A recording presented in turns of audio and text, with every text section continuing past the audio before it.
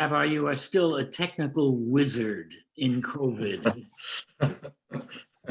Keep learning more and more exponentially every day, right? Survival, you have to. Okay. Yeah, we'll give it another minute. People are still coming in.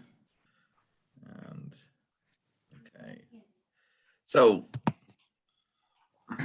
last time, if you remember, the first chapter of this series, we talked about what would have happened if the temple had not been destroyed in 70 CE. And I gave a close reading of Josephus's account of the destruction of the temple during the Jewish War, in the book. And according to Josephus, we saw that Titus really didn't want the temple to be destroyed. He gave orders to preserve the temple. And there's even a point where it's almost comical, and it's obviously exaggerated by Josephus, where he hears that the temple's caught fire because of the battles in the middle of the night, and he runs out in his pajamas carrying a bucket of water to try to save the temple, and his Praetorian guards are working. Then they realize they can't, and the fire is spreading. It talked about, well, obviously it makes sense from Josephus's bias that he doesn't want to present himself, doesn't want to show the Romans as the bad guys there. So we talked whether how to judge his account or not, but it's really the only eyewitness that we have. The conclusions, though, that I gave at the end of that talk is that if the temple had not been destroyed in 70 CE, it might have lasted some time more, but it would have eventually been destroyed, right? That sacrifice was the first stage of Jewish worship. And we talked a bit about Maimonides and how he sees it going to a higher stage where we're worshiping without the concrete use of animal sacrifice. And I suggested that change would have happened at some point. And with the growth of both Christianity and Islam, and especially with Islam's discomfort with the old sacrificial system, if the temple managed to last until the 7th century, it probably sacrificial service would have ended at that time. So the temple would have lasted a bit longer, but it couldn't have lasted forever. And that was the basic conclusion that I had given last time. So today's lecture, or topic, is about Julian. We're going from the 1st century to the 4th century, right? So we're moving a few centuries forward, which is a long time, but the Romans are still on the stage, and we're still talking about the temple. So even though 200 years has passed, we're going to see what's the same and what's different. So first, I want to say, who was Julian? So Julian was emperor of Rome for less than 3 years, between the years 361 and 363.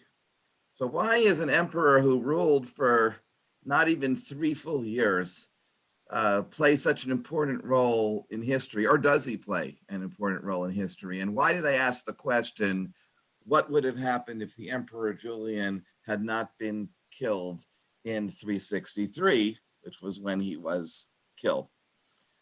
Julian is known also as Julian the Apostate. He's called the Apostate from the perspective of the Christians. Rome is a pagan empire, but Constantine the Great, who was Julian's uncle, converts to Christianity. And that's the big fortune for Christianity, when it sets the stage for Christianity to become the religion of the empire. It doesn't officially happen until the 380s, towards the later in the century. But when the emperor converts to Christianity, then Christianity is given a tremendous advantage, and the emperor sponsors buildings of churches, and there's a transference of focus in the cities from the old pagan temples to the churches that now have the patronage of the empire because it is the religion of the emperor. And if you know anything about Christianity and paganism, you know that they don't go well together. Paganism believes in multiple gods, where different cities are worshiping different gods. There's a pantheon of gods, and they're worshipped through sacrifices. Christianity, which grew out of Judaism, but is also very influenced by the Greco-Roman heritage, is like Judaism, a monotheistic religion, believes in one God that doesn't do sacrifices. And it's what we talked about a bit last time in last class, that although Jesus dies while the temple is still standing, when the generation later, when the temple's destroyed, the destruction of the temple, the Jewish temple in Jerusalem, becomes a very important talking point in the way that Christianity presents itself and how it sells itself to both the Jews and the pagans, who are the non-Jews. So the way the Christians tell the story is that Jesus takes the place of the temple. And that where you had to go to the temple to offer sacrifices in order to find God's favor, now Jesus is the temple. And the mass that is performed in a church affects the same thing that a sacrifice of a priest would. And by the acceptance of the Eucharist and the idea of partaking of the blood and the body of Christ, one achieves salvation or forgiveness or atonement in the way that one would in attending a sacrificial service at a temple. And that's one thing, and I want to remind us of, we talked about this a bit last time, that there's a reason why temple, as what we call a synagogue, comes back into usage only in the 19th century. Because from the year 70 until the beginning of the 1800s, temple only means a place where sacrifices are offered. So all the pagans had temples, and our temple was in Jerusalem. Now, granted, it was to a God who we believe to be the only God, but it was still a temple where sacrifices were offered in the same way as other temples.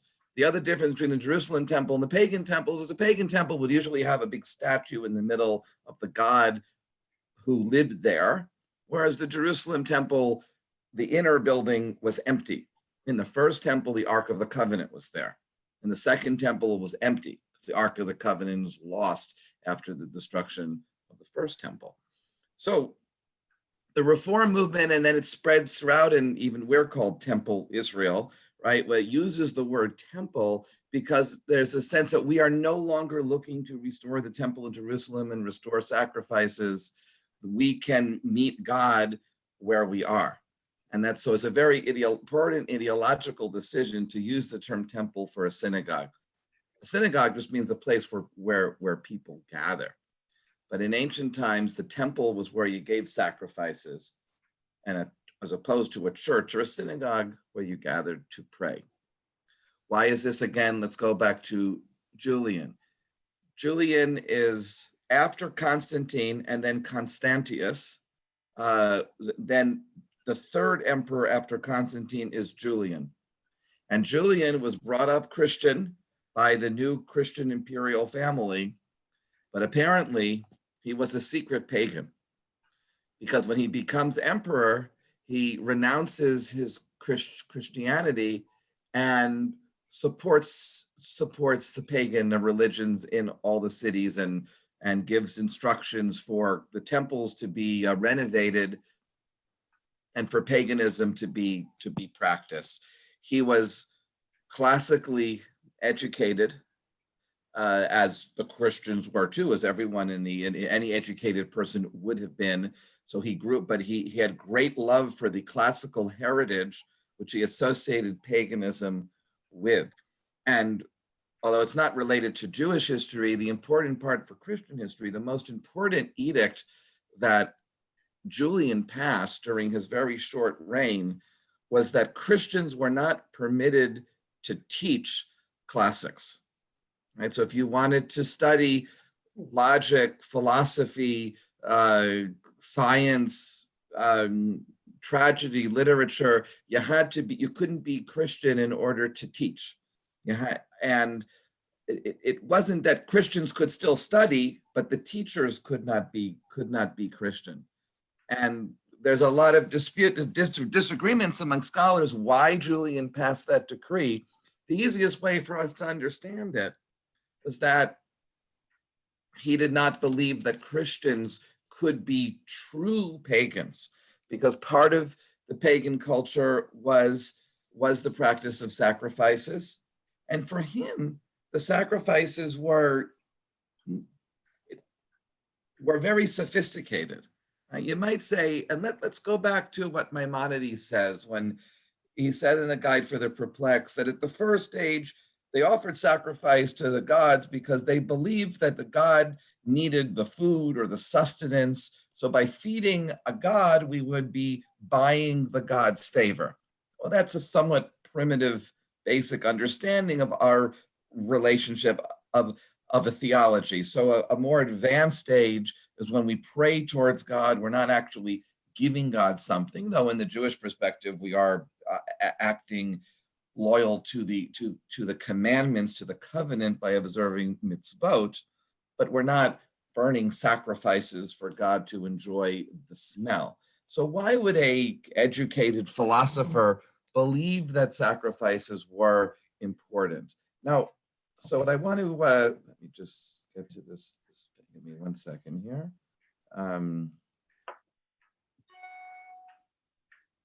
Julian understood that sacrifices were, according to him, they were more complicated than that. He argued that the images of the gods are not the same thing as the gods themselves. And so you think about the midrash of Abraham, like why did Abraham worship God? Because Abraham, the midrash is his father in Mesopotamia, his father was an idol maker. And then Abraham goes in the idol shop and he accidentally knocks over an idol, he gets really scared, then he sees that nothing happens. Then he breaks another one, he breaks another one, he breaks another one, and then he realizes that the idols aren't real, and that's why he becomes the father of monotheism. That's a famous midrash. Sometimes people think it's in the Torah, but if you look in Genesis, you won't find it there. But it's a rabbinic midrash that comes from this same period. It comes from the late ancient period. And in a sense, the midrash is assuming an absolute monotheism, that there's no such thing as other gods, and understands polytheism in a very elementary way. And the author of the midrash probably doing that on purpose because he's trying to make an argument, convince people why Judaism is more sophisticated than the other religions. But first of all, it understands Judaism in a way that Judaism developed in a while. Biblical scholars teach us that according to the Bible, the ancient Israelites did not believe that there was only one God. They only believed in worshiping one God. You think the best example, you think about the prayer, Mi chamocha. Mi chamocha ba'elim Adonai. It means, who is like you among all the other gods? You might say, what other gods? So, there's no other gods. It's like, my parents are on the call here, and my mother's an only child. My father has one sibling, a sister. So I tease my aunt all the time, and I say, Aunt Bev, you're my favorite aunt. And then she responds, but I'm your only aunt. So it's like the ongoing joke that we have. So it's like, Michamacha, you're the best of all the gods, the only gods. So what do you mean I'm the best of all the gods? The ancient Israelites did believe in other gods. Biblical scholars argue. They just believed in only worshiping one God. So first of all, we have to understand that monotheism developed slowly. It doesn't begin as the pure worship. There's only one deity and there are no others. Though by the late ancient period, it is moving in that direction. But then the other thing is how we understand the other side. And the polytheists who believe in more than one God, and in the classical period, we call them paganism. That's the term that's really preserved really just for the Greco-Roman period. It doesn't mean that the God is the statue. And Julian, in one of his famous letters, he argues that the images of the gods are not the gods themselves. They stand for it, they represent the gods. Julian is trained in the philosophy of Plato. So Plato would say that there's the idea of the thing, which is independent of the object. So you have the idea of a chair, which you can destroy the chair, but the idea of the chair is still there. So the God doesn't live in the statue or in the image. And whether you can destroy all the images that you want, the images stand for other things. So he understood, he believed that the worship of different gods was, and the sacrifices being offered to gods were symbols. It's an engagement in symbols and a system of metaphors, a system of symbols that allowed people to relate to higher powers and understand how the world works. Now, I'm going to say one more broad thing about understanding how paganism worked, and then we'll go back to the story of Julian, that we tend to think, because we're brought up in a monotheistic culture and we're taught those stories of Abraham knocking down the idols from a very early stage. So it says, how could people think that there were multiple gods? How would you think that? But of course, there were many sophisticated, brilliant people who did believe this in ancient times. And there are great virtues to the system. And if you believe in multiple gods, then it means that no one has an absolute right to truth.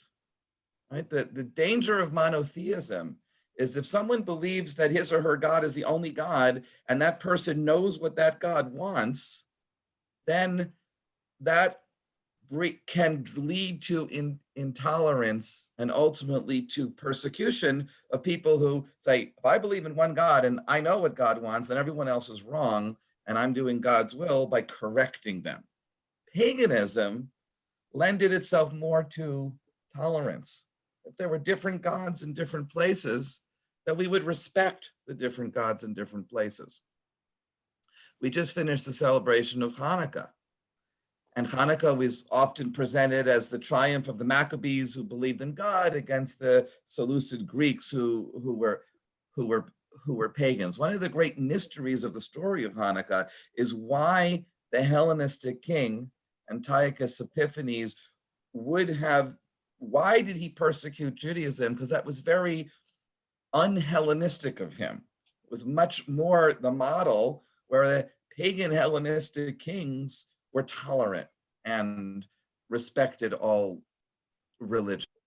When Julian ascends the throne and becomes the sole emperor of the Roman Empire in 361, he declares edicts of tolerance for religions everywhere. He's remembered by the Christians as being very intolerant of Christians, right? As calling for the destruction of churches and persecuting Christians. But there's conflicting evidence. There's the Christian histories that are negative to Julian because he's an apostate. He's the devil incarnate who tried to reverse the Christianization of the empire. Then you have the pagan histories that are very appreciative of the Emperor Julian, almost worshipful of him, of this philosophical, enlightened emperor whose life was cut short. And we know that the pagan historians were correct, because if we look closely, there is a common thread to the Christian histories. And the Christian histories tell all these stories of Julian ordered this third bishop or this priest arrested, and he had him tortured, and he did this kind of torture and that kind of torture. The person miraculously survived, but damnation on Julian because he refused to allow Christians the dignity of martyrdom. What that means is he didn't execute them. And they can't deny the fact that Julian was a tolerant emperor. He did not call for the execution of Christians. Even the ones who insulted him, There's even an account of there was an attempt on his life, and he even doesn't call for the execution of the people plotting against him. He wanted to, he believed that the way to, that the foundations of culture need to be through tolerant discourse, right? If Christians and pagans disagree with each other, let them argue with each other, let them debate each other, not who's in charge arrests the other person and tortures them and executes them, because what does that accomplish? The fact that the Christian historians all criticize Julian for denying them the, in Christianity, there's a difference between being a martyr and being a confessor. So confessor means you were tortured for your belief, but it's not as high of a position as a martyr, where you were a martyr for your belief. And we have similar understandings in Judaism as well. Martyrdom is called Kiddush Hashem, the sanctification of God's name. And when Rabbi Akiva is executed during the persecutions of the Emperor Hadrian in an earlier period in history, is the famous passage we read on Yom Kippur when Rabbi Akiva says, you love the Lord with all your, in the Ve'ahavta, with all your love, all your might and all your might. And I never knew what that means. Now I can, with all my life, all my might, I can fully fulfill what the Ve'ahavta means. And that's the same idea as the Christian idea, that the highest act of piety is martyrdom. But to accuse the emperor of not allowing that as if he was trying to be devious, the fact that they all agree with us with that means that what happened was that he didn't call for executions and did not allow for executions. Julian died either the 26th to the 27th of June, 363, near Baghdad in Mesopotamia. He had led the army to a war against Persia to solidify the eastern frontier, the Roman Empire. He was killed by some sources an arrow, some sources it's a spear. According to some opinions, it was a Christian from behind him in his own ranks that shot the arrow, pretending to shoot it towards the Persian army, but shot it towards the emperor as an assassination. There's other accounts that it was just an accident, that he was shot behind him, but it wasn't Christian soldiers trying to kill him. It was just by accident. According to others, he was killed fighting with the Persians. Battles are very messy, and he was killed. And when he's killed, the Jovian, who becomes the emperor after him, is Christian, and then the Christianization of the empire continues after this brief time. There was another candidate for emperor who was a pagan but did not want to get into the hot seat in a sense, and whatever could have been with Julian did not. So we want to talk, and you'll see where I'm going with the temple. But first, I'm talking about what was Julian's policy towards the Jews. Right. So we talked about what his policies are with the pagans, what his policies are with the Christians. We have a letter that's been preserved that dates from March 1st, 363, a decree of the emperor towards the Jews. And I'll read it to you. It's been preserved. By the way, everything that Julian wrote was in Greek. He did not use Latin, and he also never set foot in Rome, even though he was the Roman emperor, and that's because he also didn't have time. Right, he died at he was 32 when he died. He was only 32 years old, but he was prejudiced towards the eastern part of the empire where Greek was spoken, because Greek was considered a much more cultured language than a Latin, which he spoke only Greek, and he wrote in Greek, and he was one of the most educated and most learned and prolific of all of the emperors, even though he had such a short reign. This is the letter that he writes on March 1st, 363, only less than, and remember, he dies in June. So this is just a few months before he dies. To the community of the Jews. The worst burden of the yoke of slavery imposed upon you in the past has been that you were subjected to unpublished taxes and obliged to bring into the accounts department of the treasury an ineffable quantity of gold. And I'm reading from the English translation, but in my text here, see, it's got the Greek there, and then I'm reading from the English there. So you had to pay a lot of taxes.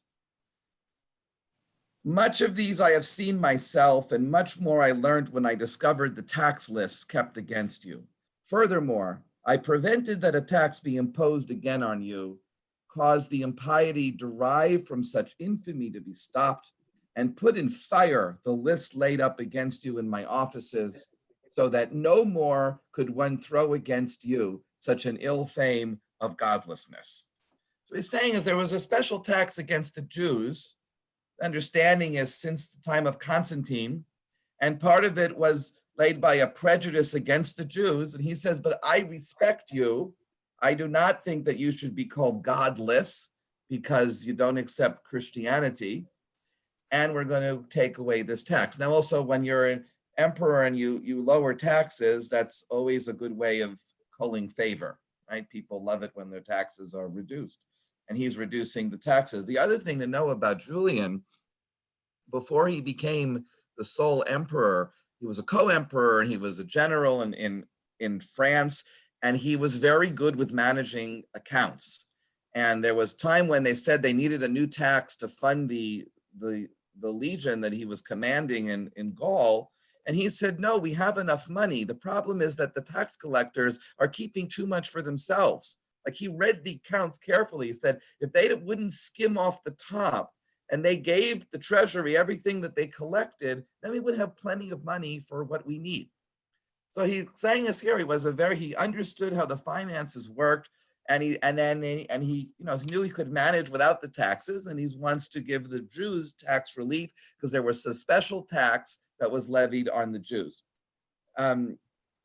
My brother Constantius, worthy of remembrance, is not as guilty of these things against you as those barbarians in mind and godless in spirit who ate at his table, whom I seized with my hands, threw into a pit and exterminated, so that not even the memory of their extermination shall remain with us in the future.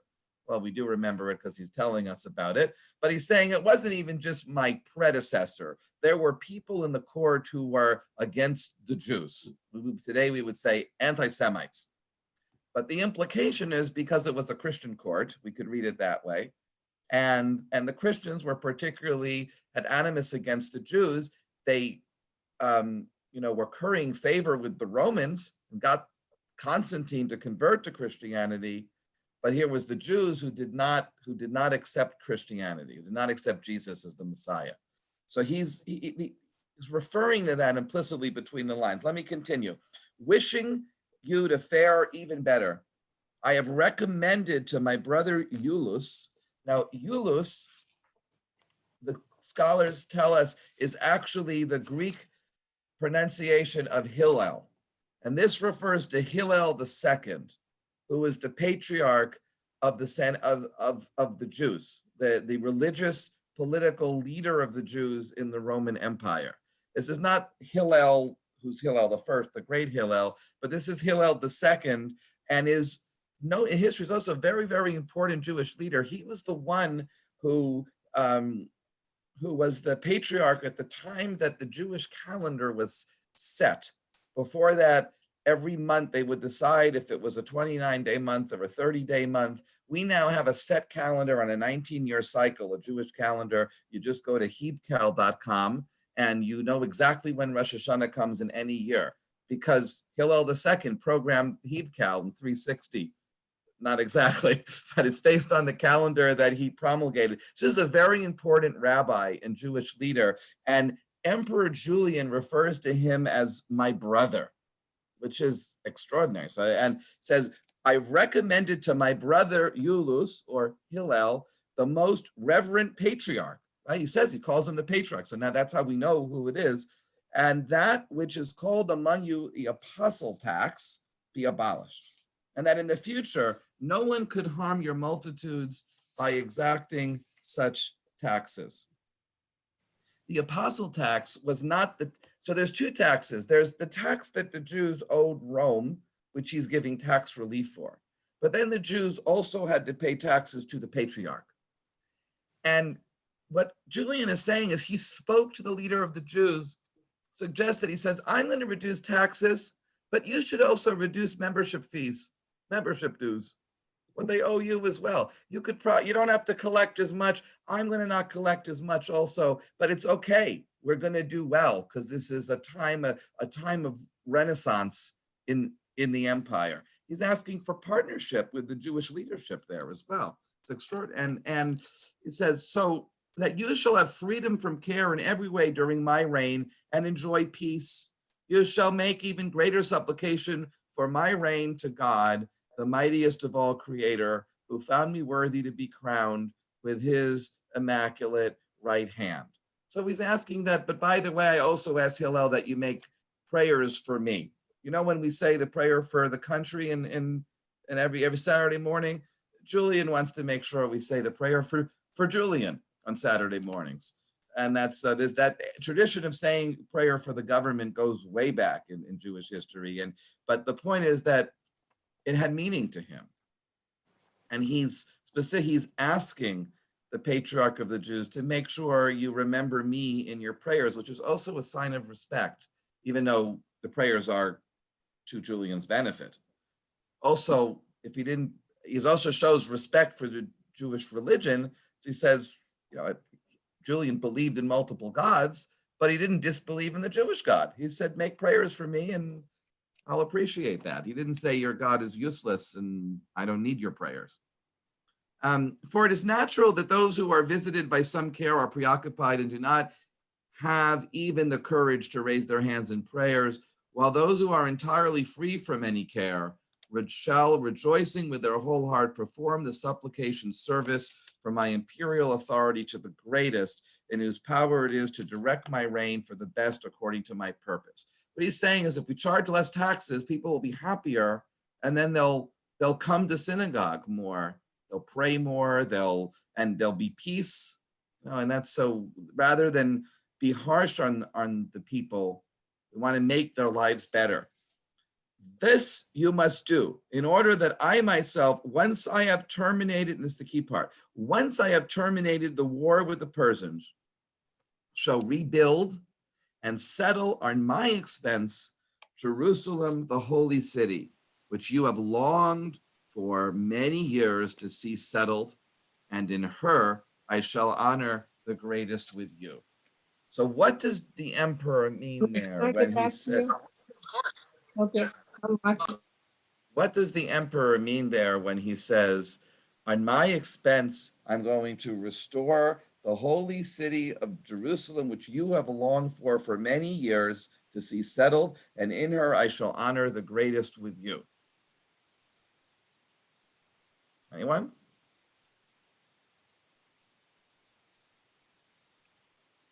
Okay, you have to unmute. Clearly, he's offering to rebuild the temple. That's what the Jews long for, right? Yeah. They long for the rebuilding of the temple. That's what they prayed for since the destruction of the temple. What Julian says, pray for me, pray for the peace of my empire, and I'll make sure that your other prayers are answered. Right? I'll have the temple rebuilt. It doesn't just mean the rebuilding of the city, right? It says to honor the greatest with you. The greatest is a reference to God, the highest. Is referring to God, that I will honor your God by rebuilding your temple.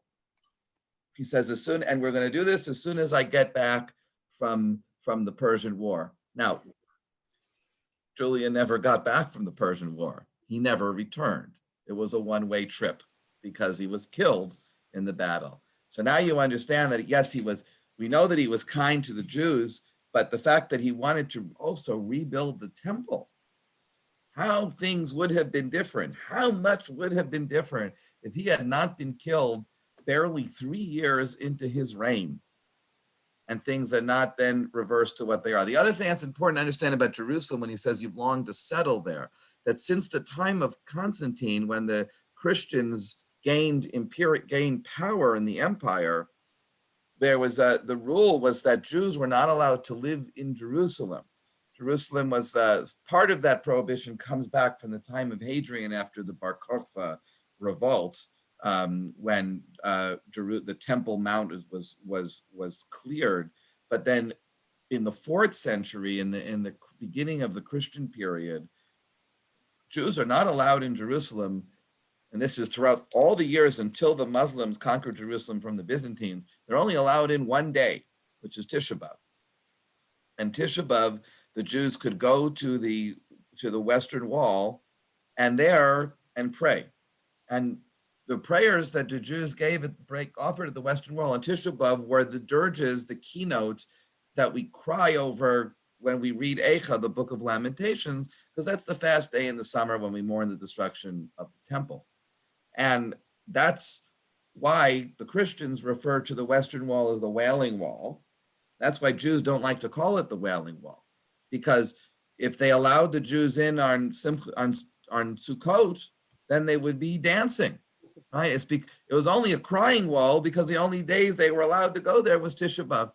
And the reason why the Christians only allowed the Jews to go into Jerusalem on Tisha B'Av was because that served the Christian story, right? That the temple was there for the Jews, but the temple's destroyed because the Jews lost God's favor because they didn't recognize Jesus for who Jesus was.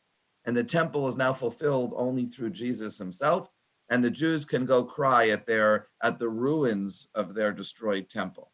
So that's why that observance works from the Christian perspective. And Julian says, I'm going to turn this upside down. You can go back and settle Jerusalem. We're going to rebuild the city. We're going to rebuild the temple. We're going to restore sacrifices, turn back the clock of history. So that's what happened. Now, there are a series of just debate among the sources in terms of what really happened. It's unclear whether the construction of the temple began under Julian or whether everything was supposed to wait until he got back from the Persian War.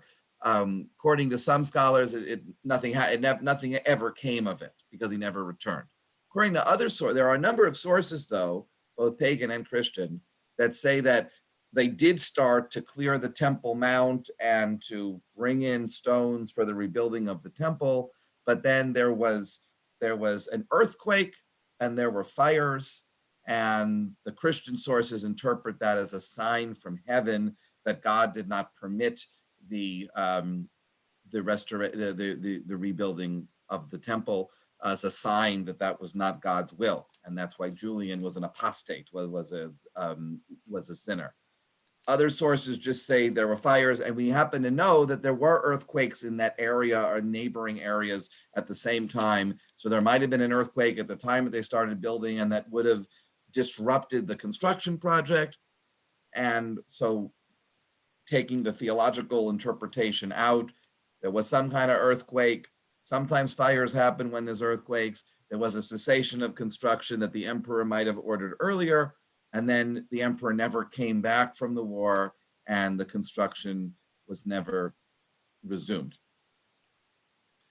That's what we know of the history itself. I want to talk for a minute about the relationship between the three, the pagans, the Jews, and the Christians, and then let's talk about what might have happened differently.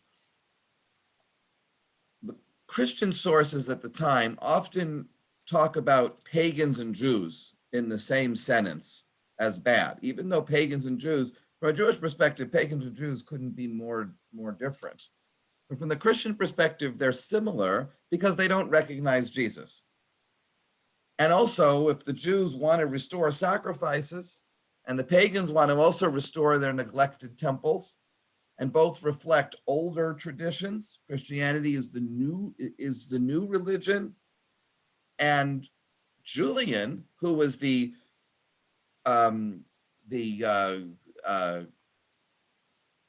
pagan emperor who wants to restore paganism, seems to be kind towards the Jews. Now, I'm saying he was tolerant towards Christians as well, but the Christians he could be as tolerant as you want, but just the fact that he wasn't Christian after he was raised Christian was enough of an insult to Christianity that his tolerance was good for nothing, because there's no way that it could live up to how things were under Constantius and Constantine, who were the predecessors before Julian. It's important to understand, though, that from Julian's perspective, why did he respect Judaism so much? And he knew it well. He in other letters of his, he refers to many different parts of the Bible. He knew the Bible well because he was educated as a Christian, and he respects elements of Jewish wisdom, and the Romans always respected the antiquity of Judaism. They respected things that were old. And for Julian, the resurrection of, even though the restoration of the fortunes of the Jews was part of his project of bringing back the good old days, in a sense. Now, he was a sophisticated philosopher. The parts of Judaism or the Hebrew Bible that he did not like is that the Jewish God, he criticizes the Jews for believing in a jealous God, right? A God who gets angry, which is kind of ironic because the Greek and Roman gods get angry all the time also. But he's thinking about it as a philosopher, but it's clear that he does have a respect for Judaism, and he might have had the same respect for Christianity, but also he consciously denies his own Christianity when he returns to paganism. He doesn't have to deny Judaism. He sees a place for Judaism within the larger pagan world. Julian does play an important part in Christian memory, because there are numerous accounts of the persecutions under Julian, all of which are exaggerated, but those are tales of suffering for those who were the true believers in Christianity under the apostate emperor.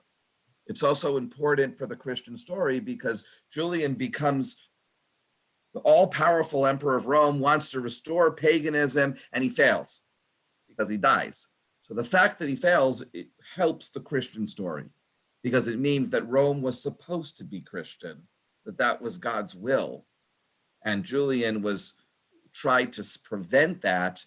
His failure should be a morality tale for anyone else who should think mistakenly that it's not God's will that Rome become a Christian empire. So Julian plays an important role, as I said, in Christian history and memory, not so much in Jewish history and memory.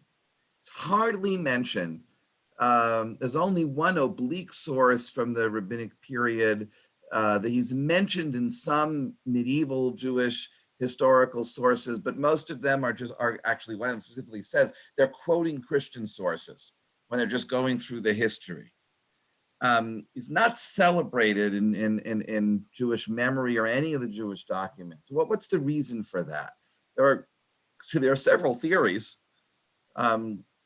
Most important, the same reason why his memory is important in the Christian story, because he failed, right? So if you have this non-Jewish leader who wants to restore the fortunes of the Jews and he fails, well, how do we tell that story? Julian saw himself as a modern day Cyrus. Cyrus, who was the great king of the Persian Empire, is remembered as a hero at the end of the Hebrew Bible for declaring that the Jews now have permission to return to Judea and rebuild the temple. And Cyrus gives the authorization for the building of the second temple. So Julian says, I'm going to be like Cyrus. I'm going to be this non-Jewish ruler who is a benevolent and tolerant, and will give the Jews permission to build now the third temple. But because he wasn't successful, it makes it a harder story for the Jews to tell. The way that in the end of the second book of Chronicles, when it says that Cyrus is fulfilling God's will, that God sends Cyrus to permit the Jews to rebuild the temple, because God decides to lift the decree of our exile. That it doesn't make sense that the temple would be destroyed because of the military powers of the Babylonians, according to the Bible. It's because we didn't merit it anymore. And that's how the Roman destruction of the temple is understood in Jewish theological memory as well. It's the reason why we fast on Tisha B'Av, is the sense that we lost favor from God. So if Julian ordered the restoration of the temple and it didn't happen, from a Jewish theological perspective, it means that God wasn't ready to allow us to return to Jerusalem and rebuild the temple. So when the Christian historians say that Julian, the apostate, wanted to rebuild the temple, but instead fires from heaven came to prevent the restoration because it wasn't God's will, the Jewish historians in the Middle Ages said the same thing. They said it wasn't God's will, that only when the Mashiach, when the Messiah comes, are we allowed to rebuild the temple and return to Jerusalem. That's why Zionism was so controversial in the late 19th and early 20th century, and still to this day among the ultra-Orthodox, right? That what right do we as a Jewish people have to return to the land of Israel and rebuild Jerusalem if there's no Messiah who God has sent to restore our fortune? So in a sense, the medieval Hebrew chroniclers accepted that negative appraisal of Jewish history, saying that God still has not lifted the decree of the exile. So that's one reason. But there's another reason also, in that because Julian's reign was so short, and then the Christians returned to power, Rome, for the Jews to celebrate the memory of Julian would not have served us well, because we were living in the Roman Empire, which was a Christian empire. In the same way that it didn't serve the Christians in the 1st and the 2nd century to blame the Romans for the death of Jesus, so they blamed the Jews instead. It wouldn't have served the Jews well in the 4th century to celebrate Julian and to mourn Julian's death, because then the new leaders, who are now Christian, would have resented our celebration of an apostate. Rather, the Jews had to show loyalty to the reigning Christian emperors in order to find a modus vivendi where they could manage life, as we always have to manage life. So there's that, it's driven by the pragmatics of history. Because Julian was unsuccessful, that the Jews really didn't have a choice. And often the way that history is told and the way that memory is passed down reflects those pragmatic realities. It didn't serve Jewish interests to remember Julian and think about how close we came to having Jerusalem and the temple restored at the end of the 4th century. So let me just end it now with the speculation, and then I'll open up to thoughts or comments. What if Julian had lived longer than 32 years? He could have reigned for 30 years instead of 3 years.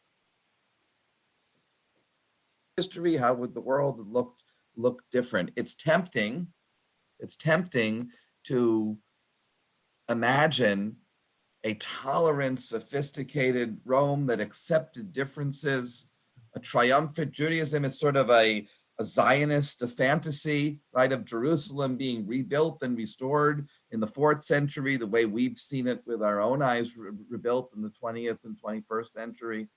What would that have looked like? Well, yes, maybe the temple would have been rebuilt under Julian, and there might have been growth of Jewish life in Jerusalem and in Judea, but it wouldn't have lasted forever. And I think ultimately I come to the same conclusion as I did last time when we talked about what if the temple had not burned under Titus in the year 70, that it would not have lasted forever. It would not have lasted forever because even if the Christians never ordered the destruction after Julian rebuilt it, the Arabs conquered the land in the 7th century. So 200 years later, the Byzantine Empire recedes and shrinks to just the area around Constantinople, and the rest of the Middle East becomes part of the Islamic Caliphate. And because of the iconoclasm of the Muslims also Islam began as Muhammad acting against the polytheist tribes in Arabia. He had great respect for the Jews and the Christians, but his disrespect towards the polytheists and those who offered sacrifice. The Kaaba, which is the holiest site in Islam in Mecca, was originally a shrine of idols, and Muhammad then reinterprets it as a great symbol of monotheism. So I don't know that the Muslim conquerors in the late 600s would have been so tolerant of a Jewish temple that offered sacrifices, especially since Julian was aligning the Jews with the pagans, and Islam was essentially an anti-pagan movement. Anti-polytheistic movement was how it began. But more than that, I think that the bigger issue is that paganism was on its way out. I don't think that yes, everyone is important, but history doesn't shift and turn because of individual people. It follows patterns, and there are forces that move through history. And I think this is Obama who used this particular phrase, but a number of other people have repeated it. It's sometimes we have to figure out, are we on the right side of history or not? And when President Obama said that, I think, what does that mean to be on the right side of history? At the time, you don't know what the right side of history is. It's a guess. We find out later. But what's implicit in that is that things are supposed to go a certain way and do move one way. It's not just the individual, it's the movement of ideas. And paganism was an idea that was moving out. Julian understood it in a sophisticated way.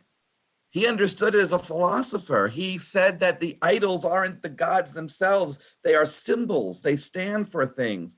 But that's a philosophical understanding of religion that was much harder to sell on a popular level. Yes, it was easier to sell paganism on a popular level. This is the God, and Christianity also. That you celebrate the Mass and you directly affect this is the blood and this is the body of Christ, and through faith you are redeemed through faith. It's a simpler idea. The idea that we're worshiping symbols is a harder sell. Theologians have tried to argue it in Christianity as well, but there's a reason why paganism made its way out and why Christianity, that had a story to tell, was able to be successful. Rather than a lost opportunity, I understand the reign of Julian to be a last gasp, right? It's not a what if, it's that this was the dying breath of the older world that had run its course, and that history was moving on from that in a new direction. And had he reigned longer, then it might have taken another century or two or three for things to develop, but eventually they would have developed where they are. But it is fun to imagine how things might have been different, and how, although if you think about it, if the Jews triumphed for a successful Julianic reign, and then later the Christians came back to power, then the Jews would have been at the receiving end of hostility. That didn't happen. And the success of Christianity in the air creates a very complicated dynamic in Jewish history, because there's persecution of the Jews, but at the same time, there's also a lot that's produced by the creative dynamic of exchange between the two religions. So much of Judaism developed as a response to Christianity, and because Jews are living in a Christian world. And that doesn't happen after Julian. That's already been happening for 2 centuries before Julian comes on the stage. And that creative relationship back and forth with Christianity and Judaism would have would have continued. So when I think back about Julian, of course, I wish that he had not been killed in that battle in June of 363. And it would have been wonderful to see what would have happened. But it's also like imagining Alexander the Great, who lived hundreds of years before, right? It was a young, idealistic king. Had he succeeded in uniting the world under a tolerant kingdom, would that mean that people would have learned to be more tolerant of each other than they are today? We ask these questions because we're frustrated with the way that countries interact with each other and the way that people react. But maybe the solution to those problems is not to imagine if something happened this way rather than that way, but rather to listen to what Julian was actually trying to teach when he said, rather than order persecutions, people need to debate and meet in a square and listen to each other. And ultimately, we've always believed as Jews that that's where we're moving towards. That's what I got for tonight. I'm happy to take questions or comments.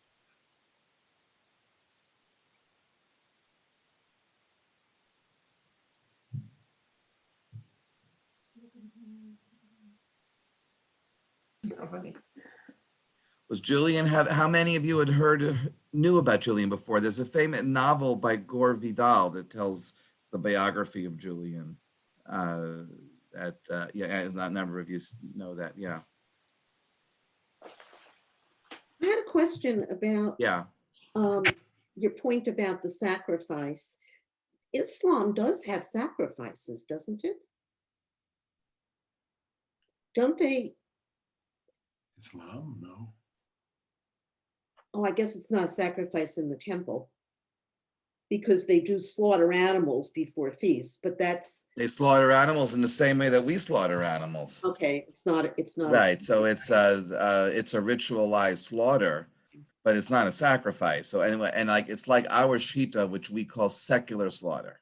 It's Okay. not done by a priest, and it's not a act. You know, it's a mitzvah, right? We say a bracha when we do a slaughter, but it's not a sacrifice. Okay.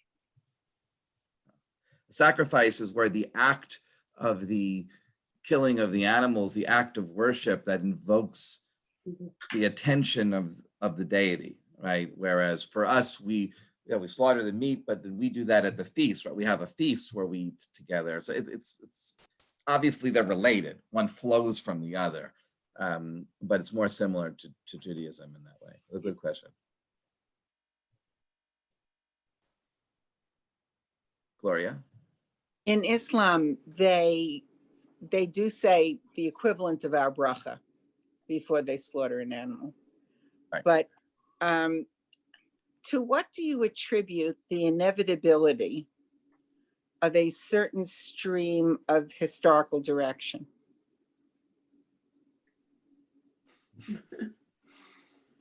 In general? In general, well, you said that had he lived, right. 30 years later, Right. the same things would have happened. I want to read you a passage. Give me 1 second. I'll be right back because I have the book in the other. I am going to start cooking the onions. You can get closer then. By the way, can you hear me? Yes. If We can hear you. yeah, people, Gore Vidal's novel, which is called Julian, brings this entire period and to life in an extraordinarily vivid way, as novels tend, as successful historical novels tend to. It's a wonderful read. So in answer to Gloria's question, I said I tend to, I believe there are movements in history, and that's more critical than individuals tend to get wrapped up in the movements rather than the movements directed by the decisions of. You have rather to than, yeah, no, I was outside, yeah. Rather than the other way around. I guess I was, if any of you have read, it's a much bigger than Gore Vidal's book. If you've read War and Peace, so it took me many months to get through that. What Tolstoy argues in War and Peace, which is his historical novel about Russia during the Napoleonic Wars, he's arguing against what's called the great man theory of history. He says that there are forces that we get wrapped up in, and those forces move us forward. And I do believe in that, whether they're inevitable or not.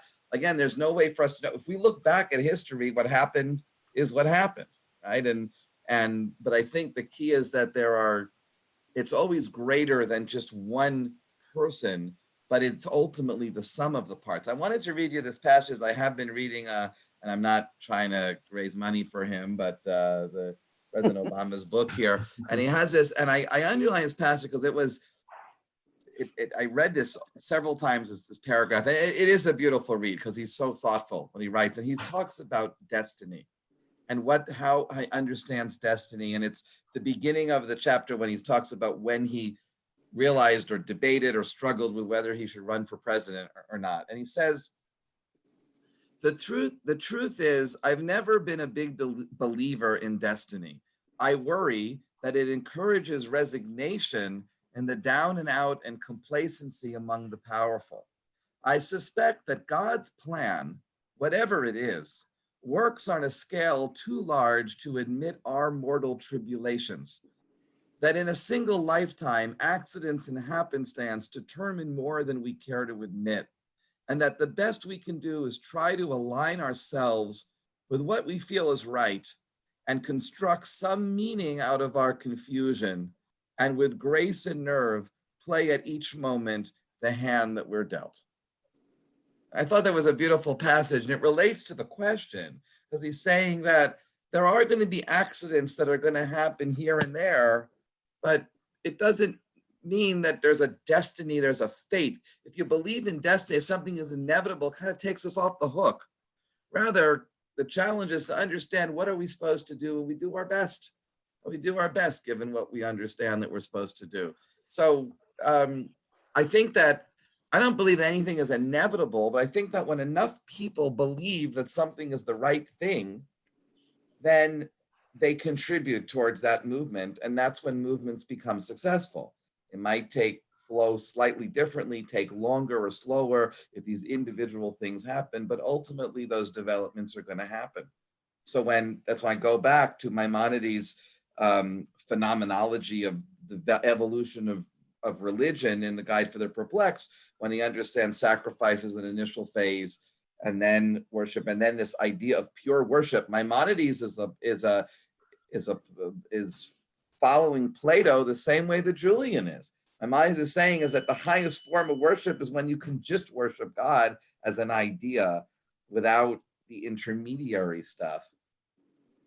That's what Julian really believes also. So, ultimately things are going to go in direction when enough people believe them, but that's the commerce of ideas, that ideas need to be explained in a way that people are going to get on the wagon and follow them. And sometimes, in the case of Julian, I think that in that time, that was a wagon that had already run its course. But the difference between Maimonides and Julian, from the perspective that you're discussing, is Maimonides is writing in a post-sacrificial world to explain why sacrifices are no longer necessary. And Julian is postulating in a situation where sacrifice is still part of the system. They are, but they were in neglect. So when he becomes emperor, he wants to restore the temples. He wants to restore the glory of old. So are they in neglect because of the triumph of Christianity? Or is Christianity triumphing because paganism had run its course? Is it the chicken before the egg? There's no, so that's what I'm saying, right? There's no, it's a mixture of both, of course, but ultimately we still move forward. I understand what you're saying. I'm just being provocative. Yeah, I mean, it's my privilege.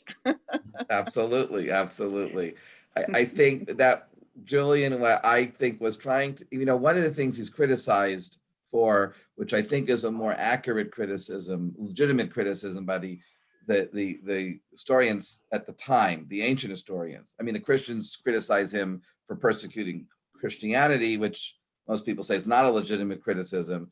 But what I think is more legitimate is he's criticized for being bloodthirsty, for loving sacrifices. Everywhere he went, he called for all these animals to be brought and sacrificed. And yes, for him, it made sense. But I think implicit in the criticism is a sense that it just did not speak to as many people. And we have the same argument now, right? To this day, when we have passages in the prayer books that talk about sacrifices, and they're in the conservative movement, for example, there's been an ongoing tension with trying to not translate it, to change the translation, to change the Hebrew. Why are we praying about sacrifices in the Musaf? The Reform and the Reconstructionists say, let's just not do Musaf, then we don't deal with sacrifices at all. I've always liked the observance of sacrifices, and I guess my teacher, Neil Gilman, taught us that the sacrifice, when you pray for the temple, it's really a metaphor. Now I understand that my teacher was teaching us that was straight out of the Emperor Julian. That's what Julian taught, and it can make sense if it does, but on a broader scale, it may not be as popular or as successful as a strategy.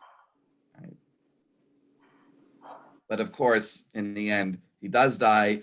The temple's not restored, and the Christians and the Christianity triumphs in the Roman Empire, and monotheism, of course, in the Persian world as well, with the spread of the Muslim conquests.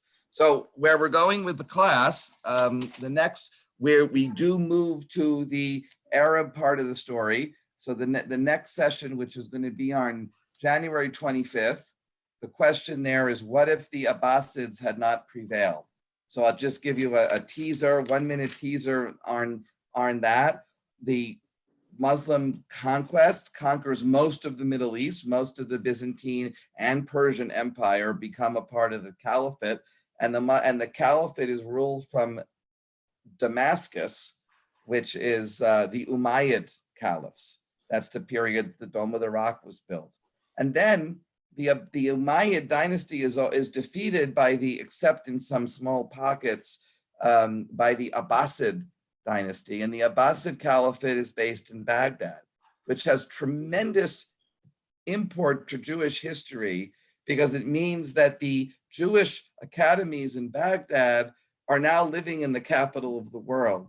And that's why the Babylonian Talmud becomes the Talmud and shapes the nature of Judaism going forward. So the development of Judaism from the Middle Ages into the early modern period, and based on the Talmud and the teaching and interpretation of the Talmud, is something that flows from a development in Arab political history, the success of the defeat of the Umayyads by the Abbasids. So what if that had not happened? And what if the Umayyads had remained in power? What would that have meant for the development of Judaism? So that's our next class. That's on January 25th, and we will find ourselves in 2021. So we look forward to that, and Happy New Year. Happy New Year. Thank you, Rabbi. Thank you. Hi, everyone. Happy New Year. Happy New Year, everybody. Thank you. Happy and healthy. Thank you very much. Thank you.